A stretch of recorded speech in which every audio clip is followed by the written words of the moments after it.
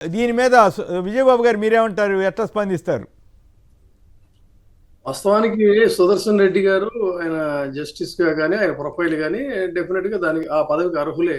అయితే రాజకీయాల్లో కేవలం అర్హత అనేటువంటిది ప్రాతిపదిక కాదు. ఆ ఈక్వేషన్స్ అనేవి కూడా చాలా డైనమిక్స్ కూడా చాలా ఇంపార్టెంట్.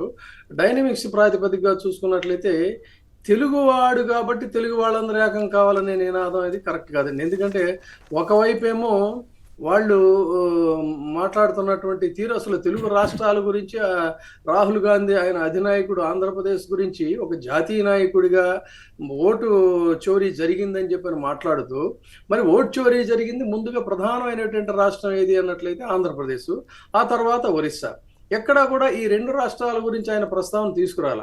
ఇప్పుడు ఒక ప్రాంతీయ పార్టీ నాయకులుగా ఒక జగన్మోహన్ రెడ్డి గారు, లేకపోతే ఒక స్టాలిను, ఇంకా ఇటువంటి వాళ్ళు ఏదైనా మాట్లాడలేదంటే అందులో కొంత ఔచిత్యం ఉంటుంది. కానీ జాతీయ నాయకుడిగా ఈ జాతిని ముందుకు నడిపించాలని కోరుకుంటున్నటువంటి వ్యక్తిగా, ఒక సుదీర్ఘ చరిత్ర ఉన్నటువంటి పార్టీకి నాయకుడిగా ఆయన ఆ దేశంలో ఒక అంతర్భాగమైనటువంటి ఆంధ్రప్రదేశ్లో ఓట్ చోరీ జరిగితే ఆ ఓట్ చోరీ గురించి అక్కడ ప్రస్తావన అనేటువంటిదే లేదు.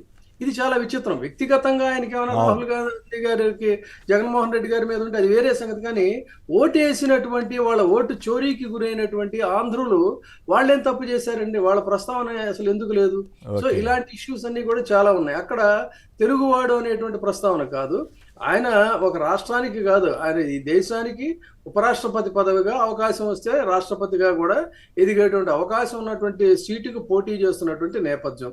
ఆ నేపథ్యంలో ఇక్కడ ఇంకొక పాయింట్ కూడా నేను చెప్పదలుచుకున్నా. ఎస్, యాక్చువల్గా ఈక్వేషన్స్ ప్రకారంగా ఈ రోజున దేశంలో జరుగుతున్నటువంటి ఎన్డీఏ చేస్తున్నటువంటి వ్యవహారాలకి వాటన్నిటికీ కూడా విపక్షాలన్నీ కూడా ఏకం కావాల్సినటువంటి అవసరం ఉంది. ఆ క్రమంలో కూడా వైసీపీ కూడా దానికి సపోర్ట్ చేయాల్సిన అవసరం ఉంది. కానీ ఇదే సందర్భంలో జగన్మోహన్ రెడ్డి గారిని ఓడించడం కోసం అని చెప్పని తీవ్రంగా ప్రయత్నాలు చేసినటువంటి పార్టీ బీజేపీనా? ఎస్, బీజేపీ ఈ రోజున అధికార కూటమిలో ఒక పార్టీ.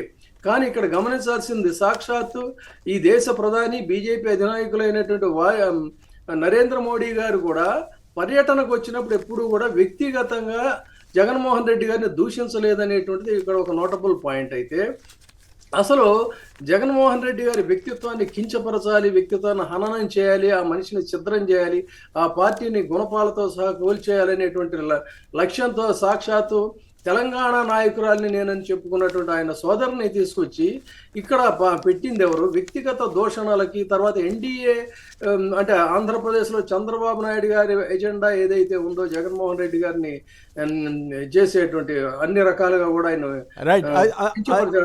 దానికి ప్రతినిధిగా కాంగ్రెస్ పార్టీ పనిచేసింది, పనిచేస్తోంది ఈ రోజుకి కూడా. సో ఒకవైపు ఇంత దారుణంగా తన పట్ల వ్యవహరిస్తున్నటువంటి పార్టీకి మానవ మాత్రుడు, ఒక నాయకుడు కాదు, ఆయన కూడా he is also human being. So how can he support? అట్లా కాదు కదా. ఇప్పుడు రాజకీయాల్లో కాదు అట్లా, అంతేకాదండి, రాజకీయాల్లో స్ట్రాటజీ అనేది ఉంటుంది. చంద్రబాబు గారు అర్థంగా స్ట్రాటజీస్ మీద ఆధారపడే కదా. ఓసారి బీజేపీని దిక్కాడు, దేశ ప్రధాన్నే దూషించారు, తర్వాత మళ్ళీ ఆయనతో కలవగలిగారు. మరి అదన్నీ కరెక్ట్ అయితే ఇది ఈ జగన్ గారు వారి అవసరాన్ని బట్టి, అవకాశాన్ని బట్టి స్ట్రాటజీగానే వెళ్ళాలనేది నేను కూడా అనుకుంటున్నాను. ఏం డెసిషన్ తీసుకుంటారో మనకు తెలియదు. కానీ బట్ డెసిషన్ ఈజ్ అదేనండి, నేను అది కన్క్లూడ్ చేస్తున్నా. Decision is up to the party and his leader.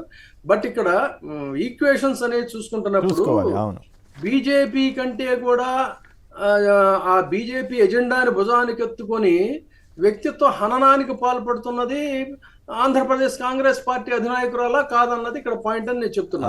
తర్వాత మీరు అన్నట్టు రాజకీయాల్లో శాశ్వత మిత్రులు శాశ్వత శత్రువులు ఉండరు. అవసరాలను బట్టి అవకాశాలను బట్టి మారుతూ ఉంటాయి. కానీ ప్రజెంట్ సిచ్యుయేషన్ ఈక్వేషన్స్ చూసినప్పుడు ఇప్పుడు కాదుగా నేను మొన్న ఒక కామెంట్ చెప్పాను. రాహుల్ గాంధీ గారు కూడా ఆంధ్రప్రదేశ్కి వచ్చేసరికి తెలుగుదేశం, జనసేన, బీజేపీతో కూడా కుమ్మక్కైనట్లే కదా మీరు చెప్పిన విషయాల ఆధారంగా చూస్తే, ఇంక్లూడింగ్ మాణిక్యం ఠాకూర్ అండి.